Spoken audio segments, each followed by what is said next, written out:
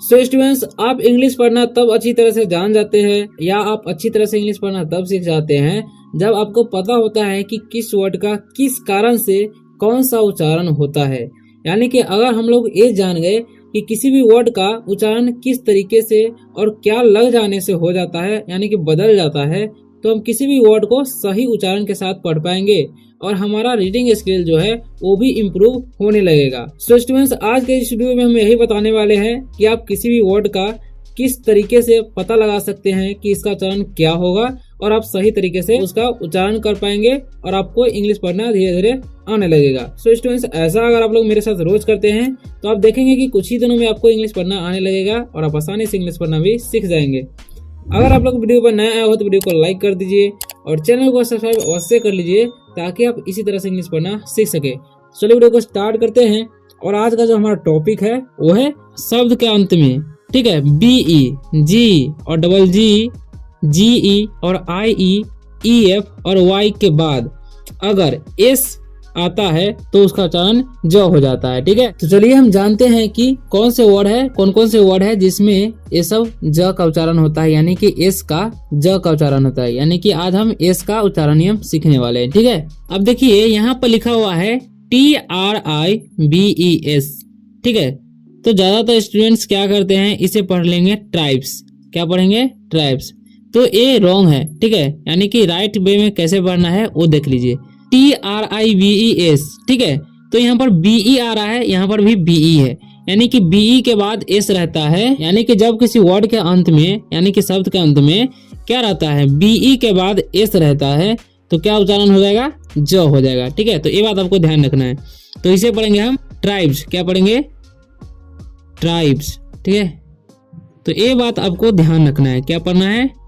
Tribes, यानी कि S का उच्चारण ज हो रहा है। ठीक है, उसी तरीके से यहाँ पर लिखा हुआ है BAGS। ठीक है, तो क्या हम पढ़ते हैं? बैग।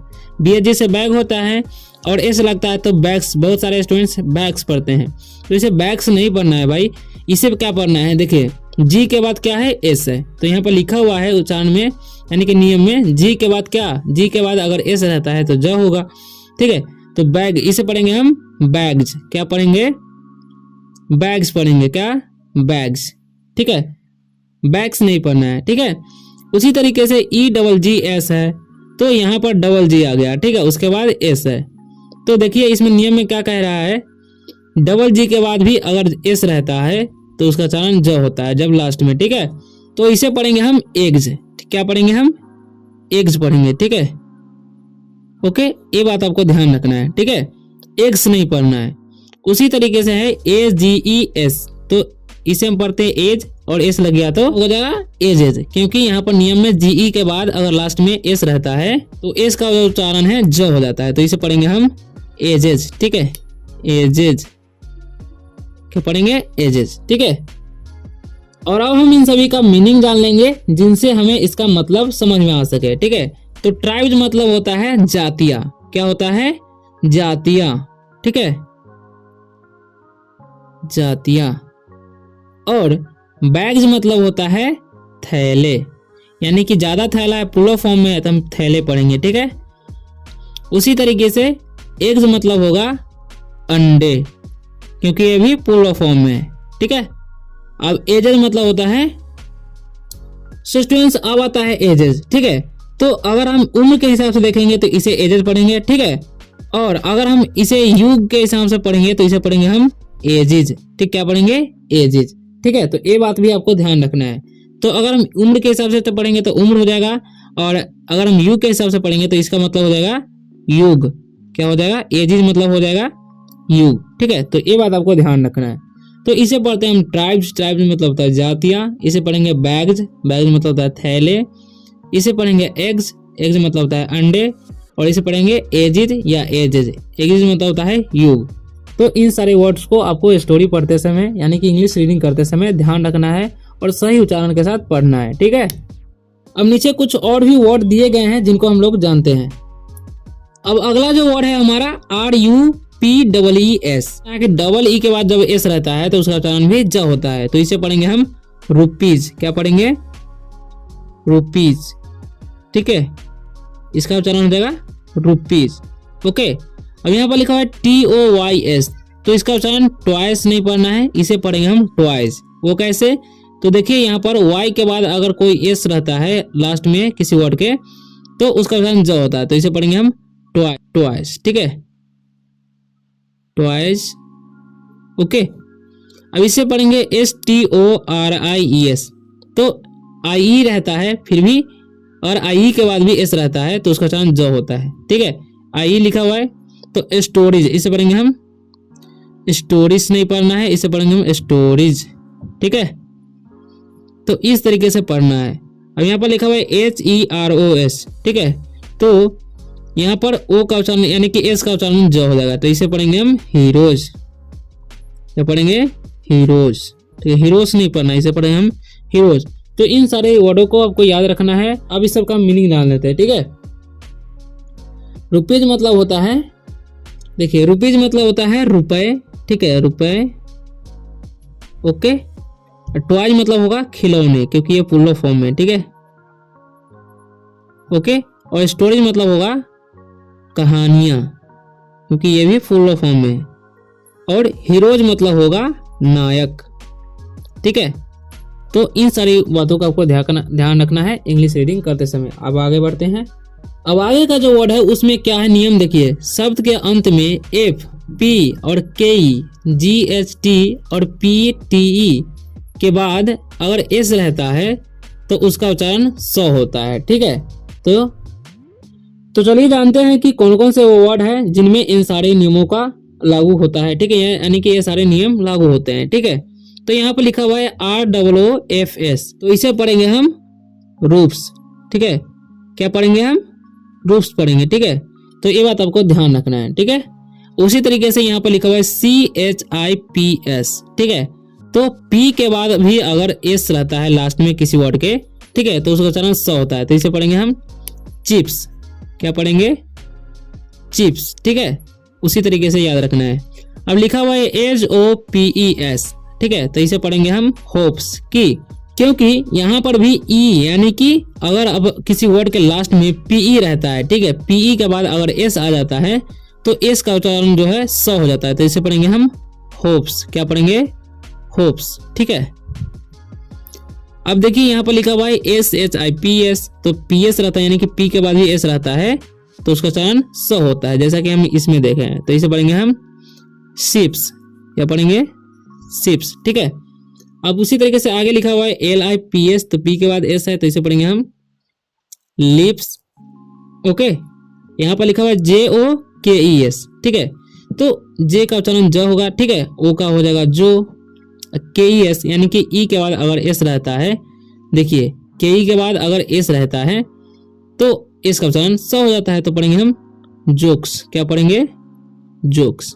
ठीक है, अब देखिए यहाँ पर लिखा हुआ है NIGHTS। ठीक है, तो यहाँ पर GH तो साइलेंट होता ही है। ठीक है, और S का उच्चारण स हो जाता है। ठीक है, कैसे?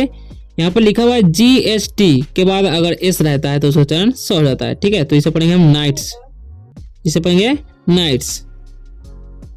ठीक है, उसी तरीके से KITES है। ठीक है, तो अगर यहाँ पर लिखा हुआ है KE के बाद, ठीक है, और TE के बाद भी अगर S रहता है तो उसका उच्चारण स होता है, तो इसे पढ़ेंगे हम काइट्स।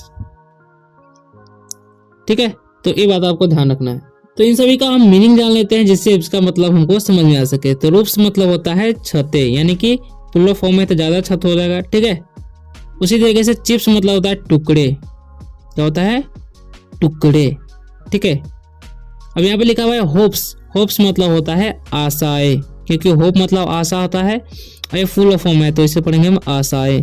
ठीक है, और लिखा हुआ है शिप्स। शिप्स मतलब जहाज होता है। ठीक है, तो ज्यादा फुल फॉर्म में तो इससे पर जहाज पढ़ेंगे। ठीक है, ज हा और ज यहाँ लगा देंगे, तो यहाँ पर ज्यादा नहीं कि फुल फॉर्म में हो जाएगा। ठीक है, तो जहाज पढ़ेंगे। ठीक है, उसी तरीके से यहाँ पर लिखा हुआ है LIPS, तो इसे पढ़ते हैं लिप्स। लिप्स मतलब होता है होठ।